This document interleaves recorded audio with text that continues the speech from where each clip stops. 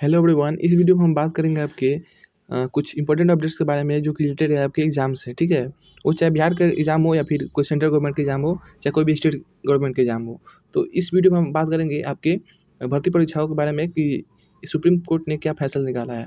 तो सबसे पहले इस नोटिस को पढ़ लेते हैं कि इस नोटिस में क्या दिया हुआ है। ये एक न्यूज़ का माध्यम से मुझे नोटिस निकला है और कुछ पेपर कटिंग में मैं दिखाने वाला हूँ, जो कि आप यहाँ देख सकते हैं कि सुप्रीम कोर्ट ने कुछ नियम निकाले हैं। तो नियम में क्या बताया गया है। तो चलिए वीडियो को शुरू करते हैं और फाइनली बात करते हैं कि इस वीडियो में मैं क्या बातें करने वाला हूँ और जो सुप्रीम कोर्ट ने आदेश निकाला है वो क्या निकाला है। हालांकि पेपर कटिंग में माध्यम से आप लोग भी देख लिए होंगे। तो आप लोग वीडियो को जरूर अंत तक बने रहेंगे और डिस्कस करेंगे इन टॉपिक्स के बारे में कि क्या आपके जो भर्ती परीक्षाएं हो रही है उस पर क्या इसका असर पड़ सकता है। तो सबसे पहले यहाँ देखिए, ये एक न्यूज़ का कटिंग मुझे मिला है। यहाँ लिखा है, युवाओं को राहत, नौकरी में बढ़ेगी ताकत, सरकारी भर्ती पर सुप्रीम कोर्ट का फैसला। ठीक है, नोटिफिकेशन जारी होने के बाद नियम में परिवर्तन नहीं। नोटिफिकेशन जारी करने से पहले तय किए जाएंगे नियम। नोटिफिकेशन जारी होने के बाद नियम में परिवर्तन परिवर्तन नहीं। मतलब साफ साफ यहाँ बता दिया गया है कि सुप्रीम कोर्ट के आदेश के अनुसार कि अब कोई भी अगर नोटिफिकेशन निकालना है तो उसके निकालने के बाद उसमें किसी प्रकार का कोई परिवर्तन नहीं होगा। चाहे किसी प्रकार का कोई वैकेंसी हो, चाहे टीचर से हो या कोई भी डिफेंस रिलेटेड भर्ती हो, चाहे बिहार पुलिस हो या फिर यूपी पुलिस हो, चाहे कोई भी मतलब वैकेंसी निकलती है, तो जितने भी सारे नोटिफिकेशन होंगे वो पहले ही नियम बना लिए जाएंगे। और जब नियम एक बार बन जाएगा, नोटिफिकेशन निकल जाएगा यानी विज्ञप्ति निकल जाएगी, उसके बाद से उसमें किसी प्रकार का कोई संशोधन नहीं होगा। ठीक है, जैसे कि आप लोग भी देखा होंगे कि टीआर 1 और टीआर 2 में बहुत सारे ऐसे संशोधन किए गए हैं। जैसे कि आप लोग बीपीएससी टीआर जब हुआ था, बीपीएससी टीआर 1 जब हुआ था उसमें बहुत सारे संशोधन किए गए थे। ठीक है भाई, उसमें लगभग दर्जनों संशोधन किए गए थे, जिसमें कि सबसे बड़ा संशोधन ये था कि आपका जो डोमिसाइल नीति है उसमें हटा दिया गया था। ठीक है, यानी इसमें बिहार का सिर्फ कैंडिडेट भाग नहीं लेंगे, बाकी ऑल ओवर इंडिया के उसमें कैंडिडेट भाग लेंगे, जिसको लेकर बहुत सारे इसमें फर्जीवाड़े भी हुए और बहुत सारे अभी फर्जी शिक्षक जो है बाहर हो रहे हैं। मैं किसी को क्लेम नहीं कर रहा हूँ, जो हकीकत है मैं बता रहा हूँ। ठीक है, जैसा कि आप लोग भी जानते होंगे कि जब टीआर 1 में जब डोमिसाइल लागू हुआ और उसके बाद जब इसका फाइनल रिजल्ट डिक्लेयर हुआ और उसके बाद से अभी तक हर एक जिले से किसी न किसी रूप में कोई ना कोई कैंडिडेट है जो बाहर निकल रहे हैं। वो चाहे डोमिसाइल को लेकर जो फर्जी डॉक्यूमेंट लगाए होंगे उसको लेकर, या फिर वो फर्जी तरीके से बहाल हुए होंगे, तो उसको लेकर बहुत सारे अपवाद भी निकले। और जैसा कि मैं बता दूँ आपको टीआर 2 में, तो टीआर 2 में भी एक बहुत सारे परिवर्तन हुए जो कि आपको एग्जाम के समय में हुए थे। क्योंकि जिस दिन एग्जाम था मुझे मालूम है कि जब आपका क्लास 6 टू का एग्जाम था और एक आपका 9th 10th का एग्जाम था। ठीक है, तो उस दिन आपके बहुत सारे परिवर्तन किए गए थे कि उस दिन आपका जो एग्जाम सीटिंग जो था फर्स्ट शिफ्ट में, उसको सेकंड शिफ्ट में कर दिया गया था।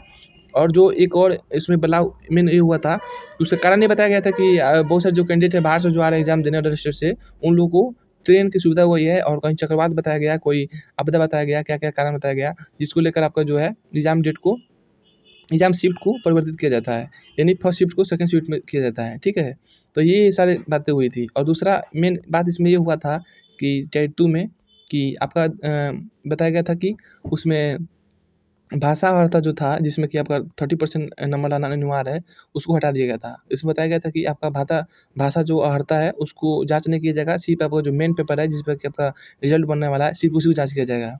जबकि ये नोटिफ़िकेशन में 100% लिखा हुआ था सच के साथ कि आपका बिना अर्हता पास किए हुए आप शिक्षक नहीं बन सकते हैं। मतलब आपको 30% भाषा अर्हता में भी लाना होगा और फाइनली जो आप विषय में एग्ज़ाम दिए होंगे, जो 120 नंबर का था, उसमें आपको भी पास करना होगा, जिस पे आपका मेरिट बनेगा। तो ये दोनों में पास होना ज़रूरी था, लेकिन उसमें बाद में संशोधन करके ये बताया गया कि जो भाषा अर्हता है, यानी लैंग्वेज पेपर है, उसमें पास भी नहीं करेंगे तो काम चल जाएगा और फाइनली जो है आपका रिजल्ट बन जाएगा। तो ये सारे बहुत सारे बदलाव हुए। और इस प्रकार का देखा जाए तो अगर सुप्रीम कोर्ट अगर पेश करती है तो इन सारे भर्ती को रद्द भी किया जा सकता है। ठीक है, अब मुझे ये मालूम नहीं है कि टीआर 1 और टीआर 2 को रद्द ही किया जाएगा। ठीक है, क्योंकि इसका जो प्रभाव अगर देखा जाए तो आपको टीआर 1 और टीआर 2 पे 110% पड़ सकती है। टीआर 3 की तो बात नहीं कर सकते हैं क्योंकि अभी प्रक्रियाधीन है अभी इसका रिजल्ट नहीं आया हुआ है। लेकिन ये बातें सच हैं कि अगर आपका सुप्रीम कोर्ट चाहे और कोर्ट चाहे तो आपका जो भर्ती है टीआर 1 और टीआर 2 भी रद्द हो सकती है। ठीक है, मैं ये नहीं बोल रहा कि रद्द हो ही जाएगा, चाहे रद्द हो गया है। ठीक है, ऐसा नहीं बोलूँगा। टीआर 1 और टीआर 2 जो है वो रद्द हो सकता है, क्योंकि आप सुप्रीम कोर्ट के यहाँ पे आदेश देख सकते हैं कि इसमें क्लियर कट बताया गया है कि नियुक्ति प्रक्रिया के बीच में नहीं बदल सकते हैं नियम। सुप्रीम कोर्ट यानी सुप्रीम कोर्ट कहा है कि नियुक्ति प्रक्रिया में जो नोटिफिकेशन एक बार बन चुका है उसी के अनुसार आपका बहाली होगा, उसमें किसी प्रकार के आप छेड़छाड़ नहीं कर सकते हैं। तो ये सारे अपडेट थे, सोचा कि मैं आप लोग बताऊँ, क्योंकि मेरा काम है कि आप लोग सबसे पहले सूचना दिया जाए। और एक और नज़र पेपर कटिंग में यहाँ दिया हुआ है कि भर्ती प्रक्रिया के बीच में नहीं बदले जा सकते हैं नियम। ठीक है, तो ऐसे-ऐसे अपडेट आप लोगों को देखने को मिल रहा है। लेकिन सरकार जो है कुछ सुने को नहीं है और आयोग भी है वो अपना मनमानी ही कर रही है, ठीक है। तो ऐसे में लेकर बच्चों को बहुत सारी दिक्कतें देखने को मिल सकती हैं और ये बच्चों को क्या इसमें दोष है, बस जो तकलीफ़ें होती हैं वो बच्चे को ही होती है, कैंडिडेट्स को ही होती है। लेकिन इसमें आयोग जो है और सरकार है अपना मनमानी करती है, लेकिन इसमें कुछ कहा भी नहीं जा सकता है। फिलहाल में आप इस वीडियो के बारे में क्या सोचते हैं? अपना सुझाव क्या देना चाहते हैं? इस वीडियो में ज़रूर कमेंट कीजिएगा, क्योंकि आप देख रहे हैं न्यूज़पेपर कटिंग में बार-बार मैं यहाँ दिखा रहा हूँ कि हर एक न्यूज़पेपर कटिंग का मैं यहाँ पे लाया हूँ। और आप लोग यहाँ देख सकते हैं कि हर एक न्यूज़पेपर कटिंग में यही बात कहा गया है कि भर्ती प्रक्रिया के बीच में नहीं बदल सकते हैं नियम, ठीक है? तो यही सारी बातें हैं, मैं सोचा कि आप लोग बताऊँ। और बहुत सारे ऐसे कैंडिडेट जो सोचना चाहते थे और जानना भी चाहते थे कि क्या इसका प्रभाव जो है टियर 1 और टियर 2 और टियर 3 पे पड़ेगा क्या? तो अगर चाहेगी सुप्रीम कोर्ट तो ये प्रभाव पड़ सकता है, ठीक है? क्योंकि सबसे सर्वोपरि है सुप्रीम कोर्ट, हाई कोर्ट, ठीक है? अगर कोर्ट जो भी चाहे उसका डिसीजन जो है सब किसी को सर्वोपरि मानना ही होता है, ठीक है? तो यही सारी बातें हैं। अगर चाहेगी तो टियर 1 टियर 2 रद्द हो सकता है, क्योंकि दोनों में बहुत सारे संशोधन, दर्जनों पर संशोधन हुए हैं जो कि छात्रों के हित में ही बहुत गलत किए गए हैं, ठीक है? छात्रों के हित में नहीं हुआ, अब वो सभी के हित में बहुत गलत काम किए गए, ठीक है? अगर वैसा नहीं हुआ था तो आज जितने भी जेन्युइन कैंडिडेट हैं जो कि 1 नंबर 2 नंबर से छँटे हैं या फिर जो डेट ऑफ बर्थ से छँटे हैं, मेरिट से छँटे हैं, उन सारे का सिलेक्शन हो गया रहता। और जितने भी फर्जी कैंडिडेट अभी बहाल हुए हैं टियर 1 और टियर 2 में, तो वो शायद अभी बाहर हुए रहते। और अभी जो मेधावी छात्र हैं जो कि अभी बाहर हुए हैं 1-2 नंबर से, तो उन सभी का सिलेक्शन हो गया रहता, फाइनली वो स्कूल में अपना योगदान देकर पढ़ा रहे होते हैं और अपना अच्छे से कर्तव्य निभा रहे होते हैं। लेकिन जितने भी फर्जी कैंडिडेट अभी यहाँ फिलहाल में जुड़ गए हैं, तो उन सभी से यही रिक्वेस्ट है कि अगर अभी भी उनका समय है तो अब अपना डॉक्यूमेंट्स जमा करके अच्छे से एप्लीकेशन देकर बाहर निकल जाएँ। लेकिन ऐसा कोई करने वाला भी नहीं है, क्योंकि सरकार ही ने उन्हें खुद बहाल किया है, तो निकलने का नाम कौन लेगा?